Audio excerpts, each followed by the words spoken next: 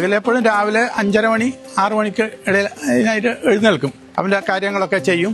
പിന്നീട് ഓഫീസിൽ പോകേണ്ട പ്രിപ്പറേഷനൊക്കെ നടത്തും.